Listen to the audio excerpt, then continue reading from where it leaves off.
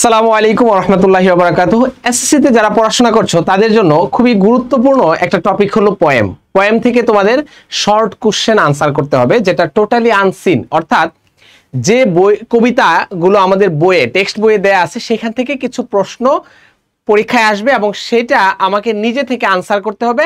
কোনো ধরনের scene comprehension বা দেখে আনসার করার সুযোগ নেই। তো আমাদের এসএসসি টেক্সট বুকে সবচেয়ে গুরুত্বপূর্ণ এবং প্রথম যে কবিতাটা আছে সেটা হলো ওয়াল্ট হুইটম্যানের কবিতা ও মি ও লাইফ। এই কবিতাটা আজকে আমরা বিস্তারিত আলোচনা করতে যাচ্ছি। তো ওয়াল্ট হুইটম্যান ছিলেন একজন আমেরিকান কবি। তিনি বেড়ে উঠেছেন আমেরিকায় এবং একই সাথে তিনি সাংবাদিক ছিলেন। তিনি একজন জার্নালিস্ট ছিলেন। তো একটা কবিতা তিনি লিখছেন, যে কবিতাটা আমাদের পাঠ্য বইয়ে প্রথম কবিতা হিসেবে আমরা পড়তে যাচ্ছি। সেই কবিতাটা হলো ও মি ও লাইফ। তো আমরা প্রথমে রিডিং পড়ে নিই, তারপর এটা সামারি নিয়ে আলোচনা করব, কিছু প্রশ্ন এবং কিছু প্রশ্নোত্তর নিয়ে আমরা আলোচনা করব। এখানে কয়েকটা স্ট্যানজা বা কয়েকটা স্তবকে ভাগ করা আছে এই কবিতাটি। প্রথম যে লাইন আমরা একটু দেখি, ও মি ও লাইফ, কবির নাম হচ্ছে ওয়াল্ট হুইটম্যান। তো প্রথম লাইনে উনি বলেছেন, O me O life of the questions of this recurring. O me O life, এটা একটা কাইন্ড অফ এক্সক্লামেটরি এক্সপ্রেশন, যে এটা বিস্ময়সূচক একটা মানে কি বলা যায় যে এক্সপ্রেশন বা নিজের একটা মানে কি বলা যায় যে আমি যেটাকে প্রকাশ করতেছি এটা হলো এরকম এক্সক্লামেটরি একটা এক্সপ্রেশন। তারপরে তিনি বলছেন of the questions of this recurring, যে এই আমি এবং আমার জীবনের যে প্রশ্নগুলো ঘুরে ফিরে আবর্তিত হয় বা আসে। এখানে আমরা দেখতেছি of the questions of this, এই যে এই প্রশ্নগুলো ঘুরে ফিরে আসে, এখানে একটা শব্দ আমরা দেখতেছি রিকারিং। রিকারিং শব্দটা আসছে মেইনলি রিকার থেকে। রিকার শব্দটার অর্থ হলো পুনরাবৃত্তি হওয়া, বারবার ঘুরে ফিরে আসা বা রিপিটিশন, পুনরাবৃত্তি হওয়া। এটা একটা অর্থ হলো পুনরাবৃত্তি। আমরা মনে রাখবো পুনরাবৃত্তি, এটা বারবার ঘুরে ফিরে আমাদের জীবনে আসে। যে প্রশ্নগুলো আমাদের জীবনে বারবার ঘুরে ফিরে আসতেছে সেটাকে আমি বলতেছি অফ দিস কোশ্চেন রিকারিং। আমার জীবনে ঘুরে ফিরে এই প্রশ্নগুলো আসতেছে। কোন প্রশ্নগুলো আমি দেখি, of the endless trains of the faithless. Endless trains মানে হলো যে বিরামহীন যাত্রা, যে ট্রেনের যাত্রার কোনো সমাপ্তি নাই, কোনো শেষ নাই, মানে কি এটা একদম ক্রমাগত বা কন্টিনিউয়াসলি এটা চলমান আছে, সেটাকে আমি বলতেছি এন্ডলেস ট্রেইন। কিসের মানে বিরামহীন যাত্রা? এরপরে লিখছে যে হলো ফেইথলেস। ফেইথলেস বলতে মানে শাব্দিক অর্থে আমরা বুঝি বিশ্বাসী বা অবিশ্বাসী, যারা বিশ্বাস করে না, অর্থাৎ বিশ্বাসঘাতকদের আমরা বলতেছি ফেইথলেস। এখানে আমি দেখতেছি of the endless trains of the faithless, বিশ্বাসঘাতকদের অবিরত আনাগোনা, কন্টিনিউয়াস বা রিপিটেডলি তারা আমার জীবনে আসা যাওয়া করতেছে, এটাই তারা মিন করছে of the questions of the faithless, মানে কি অবিশ্বাসীদের আনাগোনা আমার জীবনে ঘুরে ফিরে আসতেছে। Of cities filled with the foolish, এই যে অফ সিটিস, এখানে সিটি বলতে আসলে কি জীবনের প্রতিটা পর্যায় বা প্রতিটা ধাপ, প্রত্যেকটা স্তরকে বোঝানো হয়েছে। অফ সিটিস ফিল্ড উইথ, এখানে দেখো FILL তারপর একটা অ্যাপোস্ট্রফি কমা এবং ডি দেওয়া হয়েছে। এটাকে আমরা ইংরেজিতে বলি কন্ট্রাকশন। এটাকে কি বলি? এটাকে আমি বলি ইংরেজিতে কন্ট্রাকশন। আমরা একটু মনে রাখবো, কোনো কিছুর সংক্ষেপণকে আমরা বলি কন্ট্রাকশন। কন্ট্রাকশন মানে কোনো কিছু সংক্ষেপ করে লেখা, কন্ট্রাকশন। যেমন আমি বললাম যে হি উড গো দেয়ার। এখানে দেখো আমি হি এর পর একটা অ্যাপোস্ট্রফি কমা দিয়ে ডি লিখছি। এই যে হি এর পর অ্যাপোস্ট্রফি কমা দিয়ে আমি ডি লিখলাম, এটাকে আমি গ্রামারের ভাষায় বা এক কথায় আমি এটাকে বলতে পারি কন্ট্রাকশন। এটা আমরা মনে রাখবো, এটাকে আমি বলতেছি কন্ট্রাকশন। কন্ট্রাকশনটা কি আমরা মনে রাখবো, যে কোনো কিছু সংক্ষেপণ করে লেখা। আমরা যখন ট্যাগ কোশ্চেন পড়ি, ট্যাগ কোশ্চেনে আমরা সংক্ষেপণ করে লিখি, আমরা ওই যে নটটাকে আমরা সংক্ষিপ্ত আকারে লিখি, এটাকে বলা হয় কন্ট্রাকশন। কন্ট্রাকশন শব্দটা আমরা মনে রাখবো যে লিটারেচারে এইভাবে আমরা কন্ট্রাকশন শব্দটা ব্যবহার করি। এই ফিল্ড, এইটা শব্দটা মূলত ছিল FILLED, এটাকে সংক্ষেপ করে লেখা হয়েছে ফিল্ড, এটাকে আমরা বলি contraction.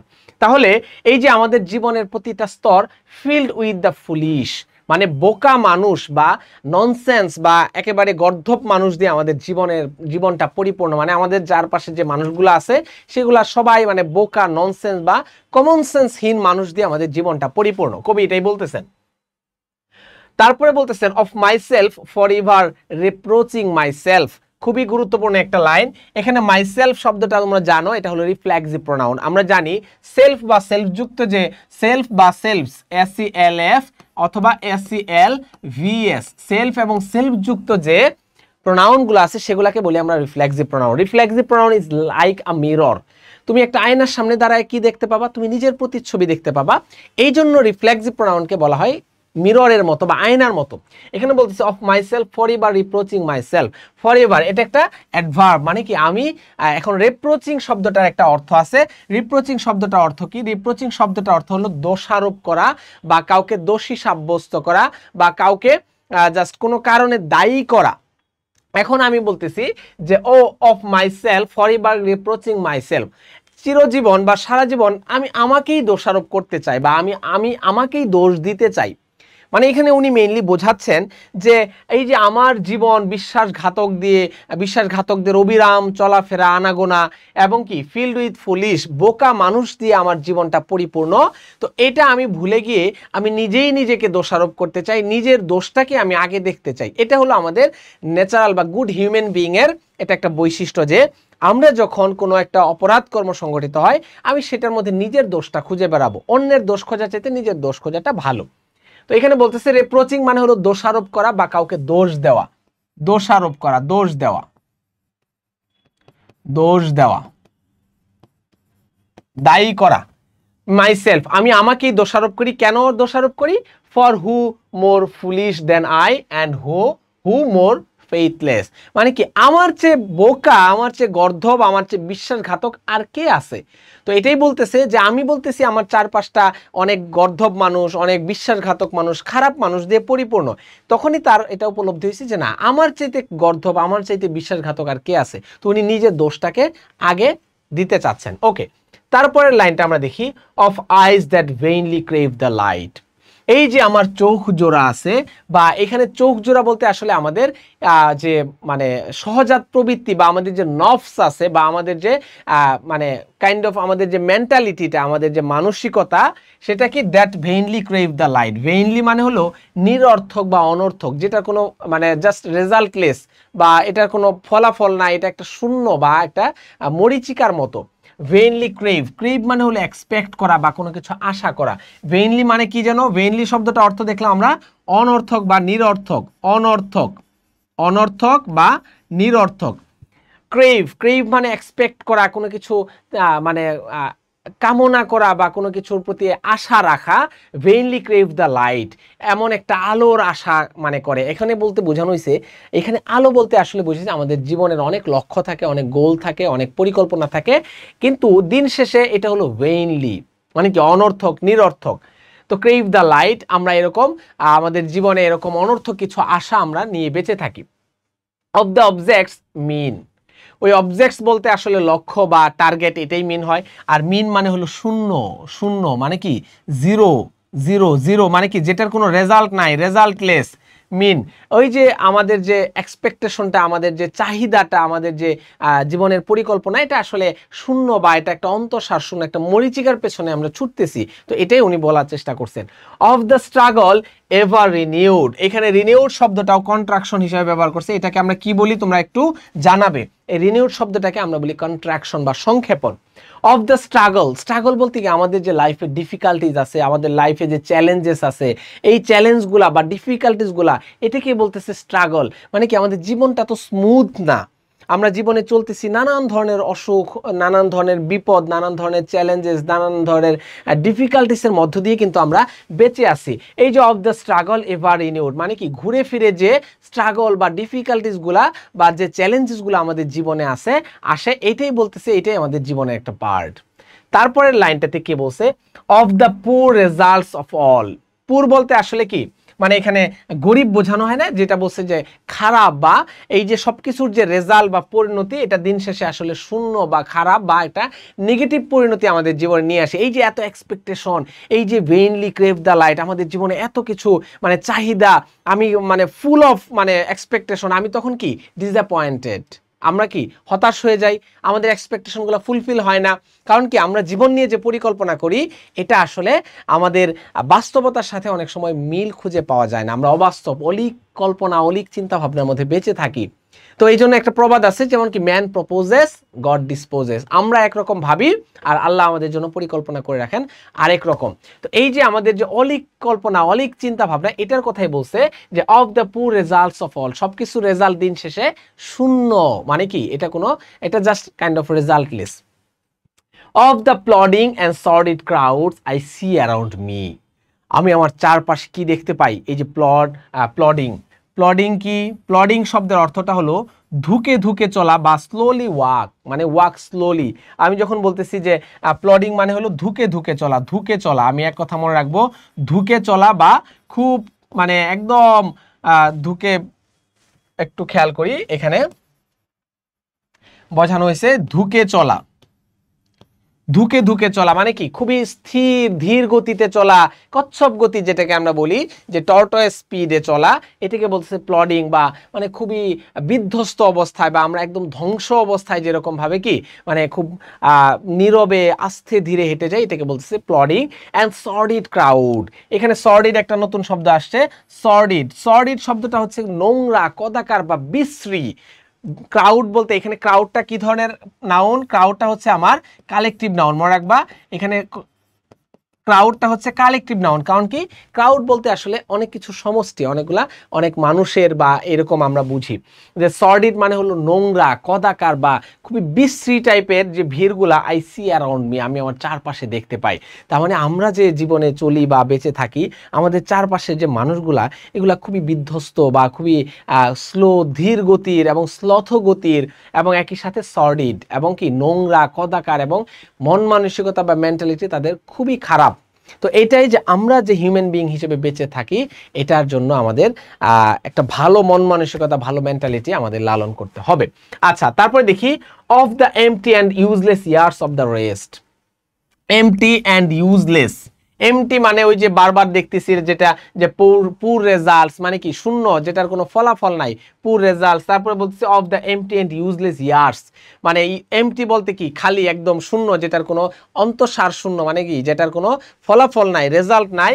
And useless years, useless বলতে কি মানে অকেজো বা মানে যেটার কোনো মূল্য নাই, ইউজলেস একদম মানে ব্যবহার অযোগ্য যে সময়টা আমি পার করে এসেছি আমার জীবনে যে সময়টা আমি অতিক্রান্ত করেছি, অতিবাহিত করেছি, সেটা একেবারেই এমটি ছিল, শূন্য ছিল, অন্তঃসার শূন্য এবং ইউজলেস, যেটা কোনো ব্যবহারেই আসবে না বা যেটা কোনো রেজাল্টে নিয়ে আসে নাই। Of the rest, with the rest me intertwined, with the rest me intertwined, এবং আমার যে বাকি জীবনটা আছে, মানে রেস্ট মি আমার যে অবশিষ্ট যে জীবনটা আছে, ইন্টারটুয়াইন মানে হলো কি মানে বেষ্টন করে রাখা বা এটা ঘুরে ফিরে আসা, মানে কি জাস্ট কাইন্ড অফ একটা সাইকেল, একটা চক্র আবর্তিত হওয়া। ইন্টারটুয়াইন, ইন্টারটুয়াইন মানে কি জড়িয়ে রাখা, আষ্টে পৃষ্ঠে জড়িয়ে থাকা। ইন্টারটুয়াইন মানে হলো জড়িয়ে থাকা, ইন্টারটুয়াইন, জড়িয়ে থাকা মানে কি এই যে বাকি যে আমিটা আছি এটাকে সে জড়ায় রাখছে বা ইন্টারটুয়াইন করে রাখছে। ওকে, দ্য কোশ্চেন ও মি, ওই যে প্রশ্নটা কবি যেটা খুঁজে বেড়াচ্ছেন, ও মি সো স্যাড, খুবই ব্যথিত আমি, খুবই মর্মাহত, খুবই ব্যথিত। রিকারিং, এই প্রশ্নটা বারবার ঘুরে ফিরে আমার কাছে ফিরে আসে। কোন প্রশ্ন? আমরা একটু দেখি, হোয়াট গুড অ্যামিড দিস, এর মধ্যে ভালো কি আছে?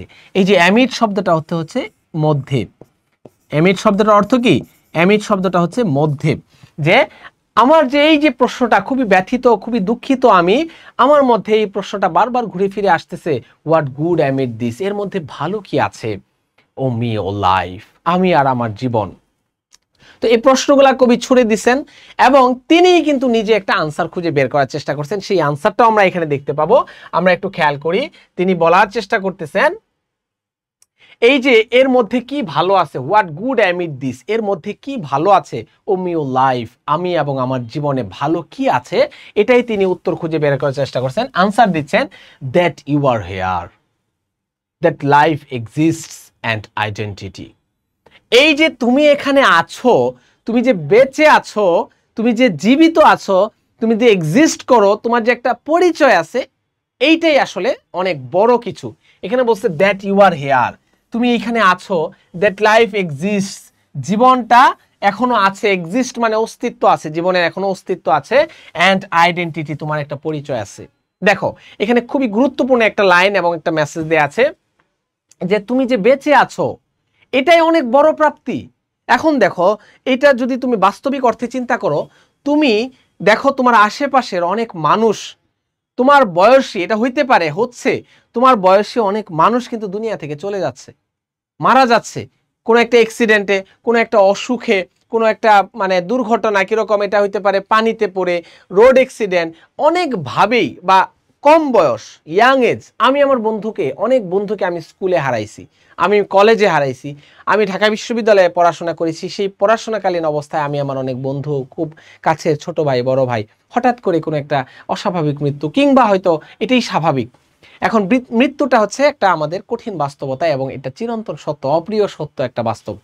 তো এই যে আমাদের যে জীবনটা আছে, আমরা যে এখনো বেঁচে আছি, আমরা যে দুনিয়াতে এক্সিস্ট করি, এটাই তো অনেক বড় কিছু।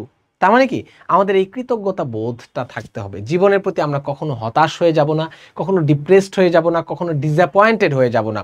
আমরা শুকরিয়া আদায় করব, আমরা গ্র্যাটিটিউড আমাদের সবসময় থাকবে যে সৃষ্টিকর্তা আমাদেরকে যা কিছু দিছেন অনেক অনেক শুকরিয়া থাকবে, আলহামদুলিল্লাহ যে আল্লাহ আমাকে ভালো রাখছেন, সুস্থ রাখছেন, নিরাপদে রাখছেন।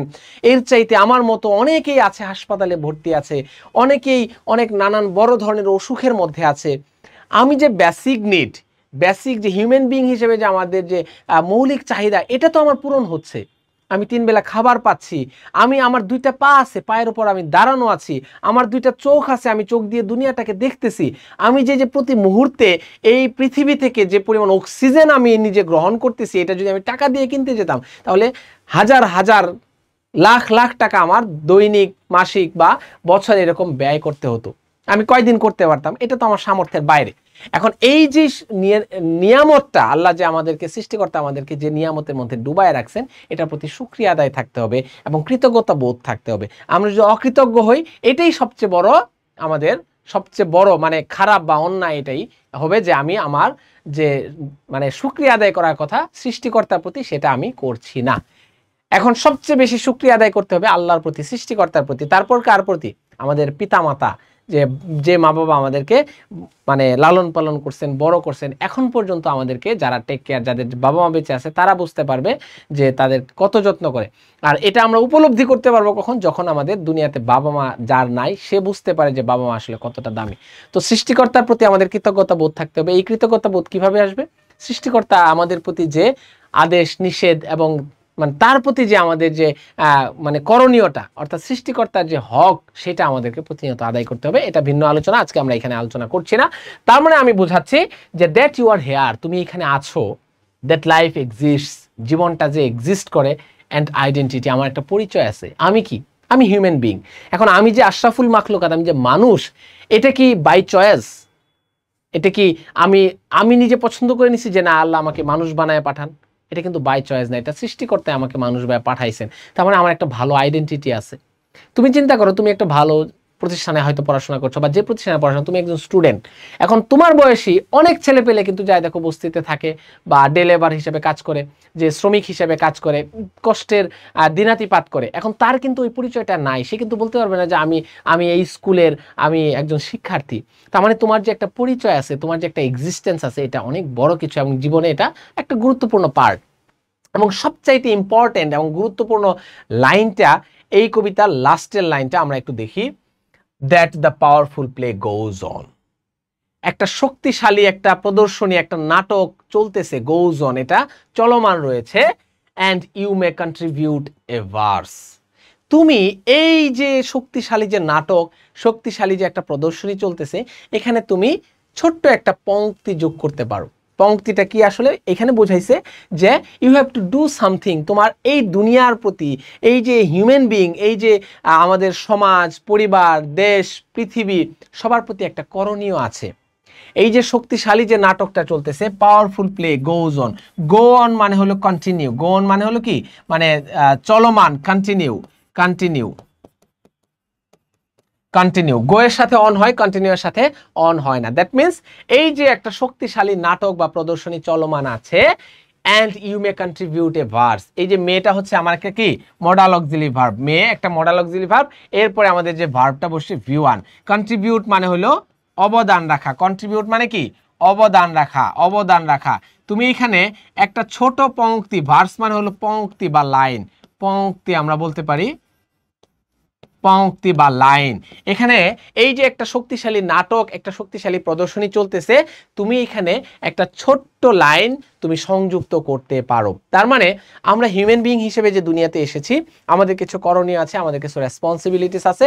আমাদের জীবনটা যদিও আমাদের কাছে মনে হয় কি full of challenges, full of obstacles, full of struggle, আমাদের জীবনটা স্ট্রাগল, চ্যালেঞ্জ, অবস্টাকল, আমাদের চারপাশে বোকা মানুষ, আমাদের চারপাশে বিশ্বাসঘাতক মানুষ দিয়ে পরিপূর্ণ।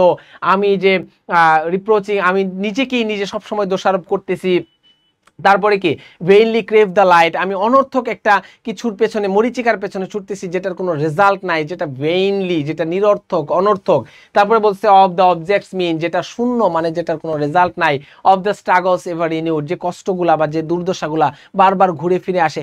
এত কিছুর মধ্যেও আমাদের জীবনে ডিসঅ্যাপয়েন্টমেন্ট বা ডিসস্যাটিসফ্যাকশন থাকলে হবে না। আমি যেটা বলতে চাচ্ছি বা কবিতায় এই কবি যেটা বোঝাতে চেয়েছে, যে আমরা জীবন নিয়ে অনেক বেশি হতাশ হয়ে যাই, ডিসঅ্যাপয়েন্টেড হয়ে যাই, আমাদের ডিসস্যাটিসফ্যাকশন থাকে। তো আমাদের ডিসস্যাটিসফ্যাকশন থাকে, এটা থাকা চলবে না। আমাদের জীবনটা অনেক নিয়ামত দিয়ে পরিপূর্ণ। তো এই নিয়ামতের শুকরিয়া আদায় করতে হবে, সৃষ্টিকর্তার প্রতি আমাদের একটা গ্র্যাটিটিউড থাকতে হবে, যে আমি কৃতজ্ঞ, সৃষ্টিকর্তা আমাকে সৃষ্টি করছেন, এত নিয়ামতের মধ্যে আমরা ডুবে আছি। এই সৃষ্টিকর্তা এবং পিতামাতা, আমাদের শিক্ষক, আমাদের আত্মীয় স্বজন, যারা আমাদের ওয়েল উইশার, যারা আমাদের জন্য ভালো কিছু চিন্তা করে, তাদের প্রতি আমাদের কৃতজ্ঞতা বোধ থাকতে হবে। এবং সব সময় মনে রাখতে হবে, এই জীবনটাকে নিয়ে আমি যতই ডিসস্যাটিসফাইড থাকি, যতই ডিসঅ্যাপয়েন্টেড থাকি, সেইটা কিন্তু জীবনের মূল লক্ষ্য বা মূল উদ্দেশ্যকে পূরণ করতে হেল্প করবে না, বরং সেটা আমাকে কি এই জীবনের দৌড় থেকে ছিটকে নিয়ে যাবে।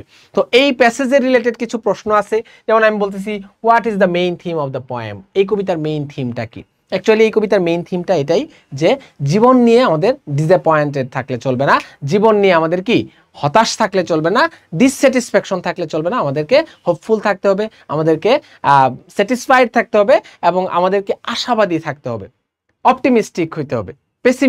পেসিমিস্টিক হইলে জীবন চলবে না। এটা হলো আমাদের কবিতার মেইন থিম। এটা আমাদের নিজের ভাষায় আমরা বাসায় লিখে প্র্যাকটিস করার চেষ্টা করব। এবং যে কবিতাটা লিখছি বা যে থিমটা আমি লিখছি, এই প্রশ্নের উত্তরটা আমি কমেন্টের ডেসক্রিপশনে বা কমেন্টে আমরা এটা দেওয়ার চেষ্টা করব। তারপর দেখি what recurring questions does the poet mention, কোন কোশ্চেনগুলো বারবার ঘুরে ফিরে আসতেছে। আমরা তখন এখানে কি দেখব, কোন কোশ্চেনগুলো বারবার আসতেছে, যে অফ দিস কোশ্চেনস রিকারিং। তো এই কোশ্চেনগুলো কি, এন্ডলেস ট্রেইনস অফ ফেইথলেস, অবিশ্বাসীদের যে ট্রেন, এটা বারবার আমার জীবনে আসতেছে। তারপর কি the city is field with the foolish, আমার জীবনটা কি বোকা মানুষ দিয়ে পরিপূর্ণ। এই প্রশ্নগুলো বারবার ঘুরে ফিরে এই কবির জীবনে আসতেছে। তারপরে কি what does the poet mean by the useless years, useless years মানে কি, মানে রেজাল্টলেস, যেটা হলো মানে ভেইনলি যে ইয়ারগুলো আছে, যেটা অনর্থকভাবে আমার জীবন থেকে চলে গেছে, যে সময়টা আমি অতীতে ফেলে রেখে এসেছি, যেটা আমার সময়টা আমার জীবনে কোনো কাজে আসেনি, সেটাকেই উনি বলছেন ইউজলেস ইয়ার্স। তারপরে কি আছে, is age an identity marker, বয়স কি একটা identity marker. What are the attributes of old age, মানে বয়স তো অবশ্যই একটা আইডেন্টিটি মার্কার, যে আমার বয়সই তো আমাকে আমার কাজের মূল্যায়নটা করবে, যে আমি এখন এই বয়সে আমার যা কিছু করার ছিল, আমি কি ততটুকু অবদান আমি এই দুনিয়ার প্রতি, পৃথিবীর প্রতি বা মানুষের প্রতি রাখতে পেরেছি কিনা। What are the attributes of old age, O মানে শেষ বয়সের যে অ্যাট্রিবিউটগুলো, এগুলা কি কি হইতে পারে। তারপর what do sordid and plodding means, sordid বলতে আমরা দেখেছি নোংরা, কদাকার, খুবই মানে গার্বেজ, একদম ওয়েস্টেজ, যেটাকে আমরা বলি খুবই নোংরা যে জিনিসটা, সেটাকে আমরা বলছি সর্ডিড। অ্যান্ড প্লডিং মানে হচ্ছে ধুকে ধুকে চলা বা মুভ স্লোলি, ওয়াক স্লোলি, কোনো কিছু একদম মানে বিধ্বস্ত বা এরকম যদি বোঝায়, ডিস্টার্বড সামথিং, তো এটাকে আমরা বলি প্লডিং।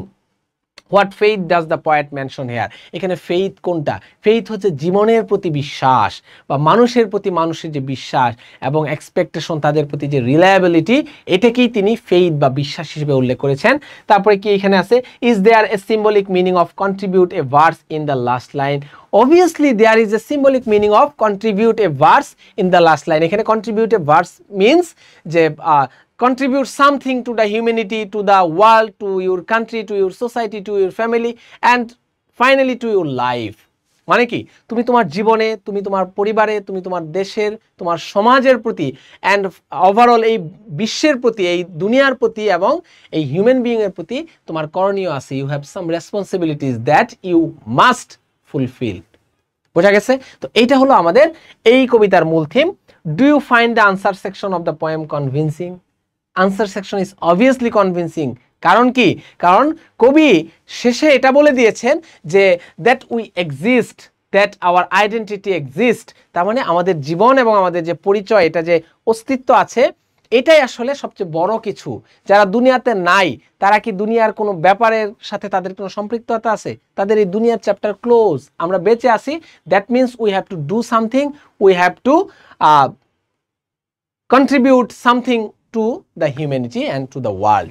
অ্যান্ড এইখানে এটা কনভিন্সিং কেন? কারণ আমার যে করণীয়টা সেটা কবি আমাকে বুঝাই দিছেন যে জীবন নিয়ে হতাশ হওয়া যাবে না, জীবন নিয়ে ডিসঅ্যাপয়েন্টেড থাকলে চলবে না, জীবন নিয়ে ডিসস্যাটিসফাইড থাকলে চলবে না। We have to be optimistic, we have to be just এই মানে জীবনটাকে নিয়ে আমরা আশাবাদী থাকবো এবং আমরা কখনোই এটা মনে করবো না যে এটা নাই, এটা পাই নাই। তো আমাদের মধ্যে যেন গ্র্যাটিটিউড থাকে, আমরা যেন কৃতজ্ঞ হই এবং আমরা যেন আশাবাদী থাকি, আমরা যেন অপটিমিস্টিক থাকি, আমরা যেন কখনোই পেসিমিস্টিক না হই। তো আশা করি কবিতাটা সবাই ভালো করে বুঝতে পারছো। কবিতা নিয়ে কারো কোনো জিজ্ঞাসা থাকলে অবশ্যই কমেন্টে জানাতে পারো। আর এভাবে আমরা প্রতিটি কবিতা লাইন টু লাইন এভাবে আমরা অর্থ সহ পড়ার চেষ্টা করব এবং এটা ব্যাখ্যা সহ পড়ার চেষ্টা করব এবং আশা করি তোমাদের কবিতা নিয়ে কোনো সমস্যা হবে না। আর এরপরে কোন কবিতার তোমরা ব্যাখ্যা চাও সেটা কমেন্টে জানাতে পারো। আর আমাদের আরটিডি ব্রাইট স্কুল তোমাদের নিয়ে কাজ করতে যাচ্ছে। আমি ইংরেজি নিয়ে তোমাদের সাথে কাজ করব। আরও অনেক মেধাবী ঢাকা বিশ্ববিদ্যালয়, ঢাকা মেডিকেল এবং বুয়েট পড়ুয়া তোমাদের ভাইয়ারা এবং স্যাররা তোমাদের নিয়ে কাজ করবেন। তো সবার সাথে আবার সামনে কোনো নতুন ভিডিওতে দেখা হবে। সবাই ভালো থেকো, সুস্থ থাকো, নিরাপদে থাকো। আল্লাহ হাফেজ। আসসালামু আলাইকুম ওয়া রাহমাতুল্লাহি ওয়া বারাকাতুহু।